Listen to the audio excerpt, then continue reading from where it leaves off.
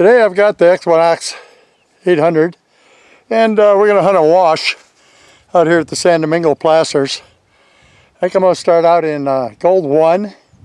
We're going to hunt right on the bedrock here. We got the 11-inch coil. 6-inch coil hasn't been released yet. I'm chomping at the bit to get my hands on one, but gotta wait.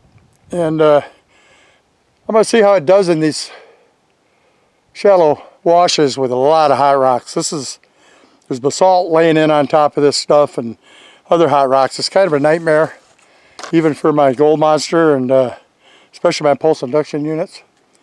So we're going to see what the gold monster can do in here and maybe get lucky and get a piece of gold. The Equinox is handling this wash really well, hot rocks and all, and I got a pretty solid target here. It's bouncing between 15 and 17. It's a solid enough target. I'm going to dig it up and see what it is. I'll be right back. Well, that one turned out to be a piece of iron. Signal started breaking up real bad after I got down a couple inches. So on up the wash I go. Another interesting target. Sounds nice. Steady 15, solid on the 15. Let's see what it is. Oh, that sounds pretty good. Sorry about shaking around here, trying to set this camera up. I haven't perfected that yet. Okay.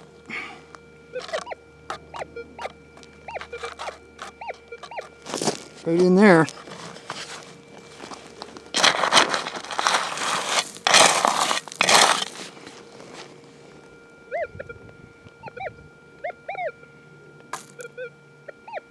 Got it out of the hole already. It's right on this hard pack down in the above the bedrock. And a spoon.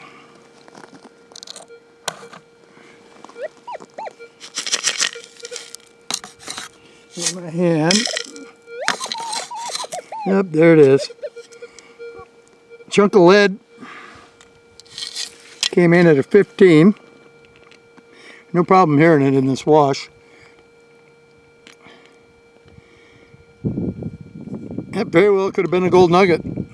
Very well could have. 15. Just dug another solid 15.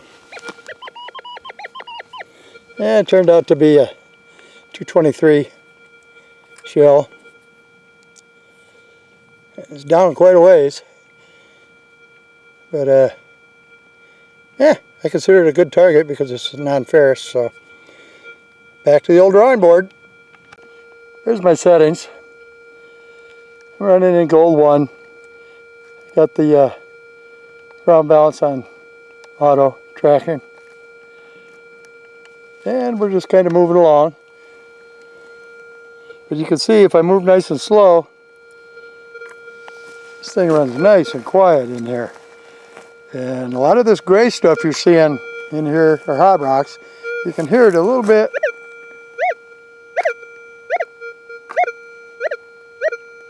That's a solid 910.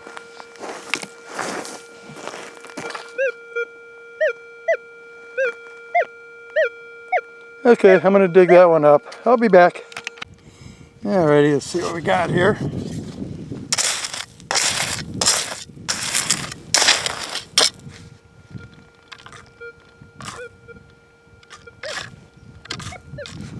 It's breaking up a little now.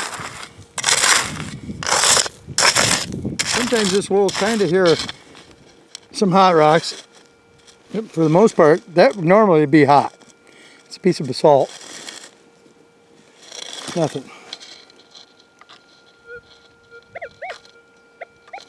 And we still got a target in here. Getting down close to the bedrock.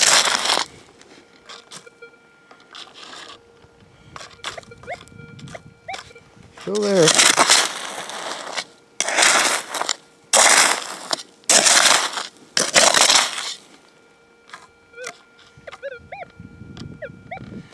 Still in there.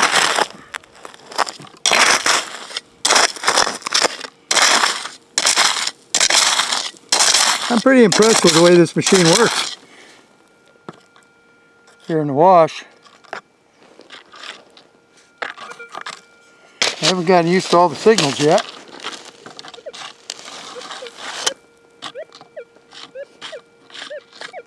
Whatever it is over here now.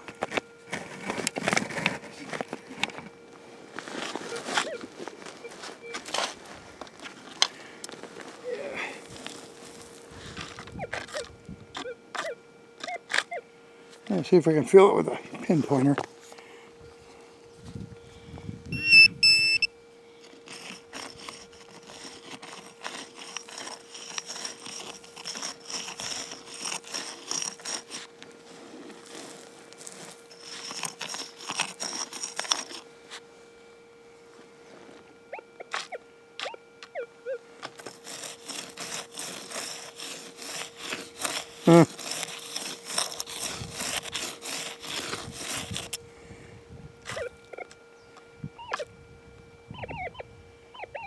It's right there. Can't feel it with the pinpointer. Use the old-fashioned method.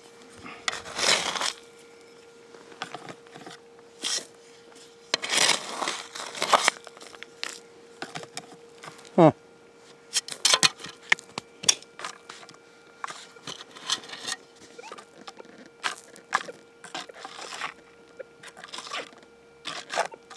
Not liking the sound of the target now.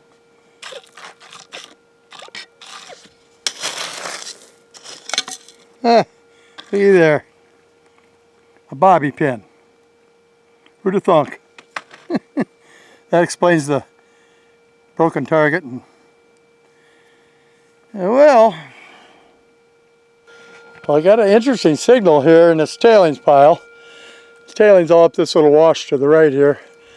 There's somebody else's claim up there, so I'm not able to go up there, but right here in this tailings pile, of all things, I'm getting a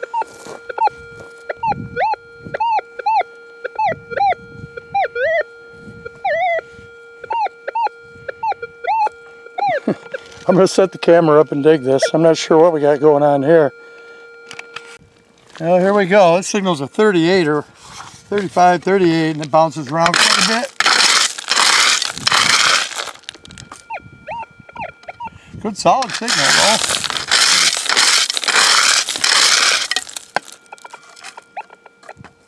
Nice.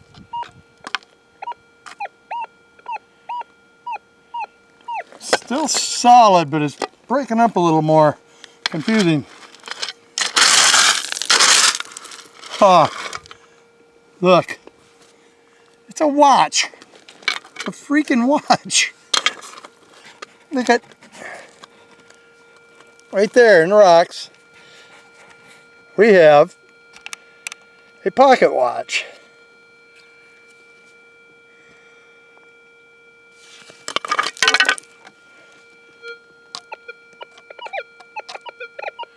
It's not giving a real solid signal anymore either. Odd.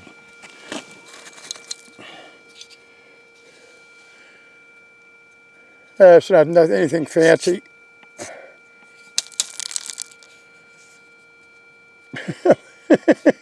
A pocket watch in a tailings pile. A lot of rust coming off it onto my hands. Probably a cheapo.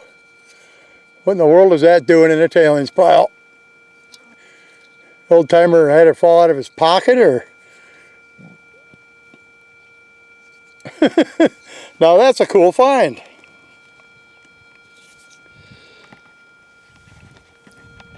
That was totally unexpected. Whoever thought if I find a pocket watch in the tailings pile. Too bad it wasn't a gold watch. That'd have made my whole day. But hey, I'm gonna hunt around here a little bit more. No nuggets. A lot of bullet casings and bullet shards and some lead. But this machine's doing really well out here in the Goldfields. I think it's going to be a winner, folks, for folks that want to buy a machine that do both. But here I am out in the Goldfield looking for gold, finding relics. we do find some relics out here. I found a couple gold spoons. I found a pewter thing. It's the key to my heart on it. Coins, Chinese coins too. My first pocket watch in the desert. How about that? Well, that's going to go on the shelf of cool things found in the desert. I'm going to try a little more hunting here. Today's Equinox 800 digs. I consider those all pretty good targets. The watch was a funky target. Started out up in the 30s and then bounced around. I guess it's a cheap watch, so it had a lot of iron in it, according to the rust. I don't know much about these pocket watches, so I'm not sure what it is. But all those other ones basically could have been a Nugget laying there. The Equinox handles the wash and the hot rocks and the Arizona soil quite well. The Gold Monster 1000 has an edge on it sensitivity-wise, but that's to be expected. But I'd really like to try the 6-inch coil and see how big that gap actually is. It might not be as big as it seems when you're comparing a 5-inch coil to an 11-inch coil. That's kind of not fair. So, good day. Found some interesting targets. Got a pocket watch. I don't think it's going to work, but it's a pocket watch. And it's hot. And I'm going to go home. I'm really liking this Equinox 800 though for just all-around hunting for somebody that wants to be able to hunt the desert, the relic fields, the beach, everywhere. What a killer machine. So, for now, Nugget Shooter out. I'm going home. Get something cool to drink and sit in the shade in the AC. Whoo!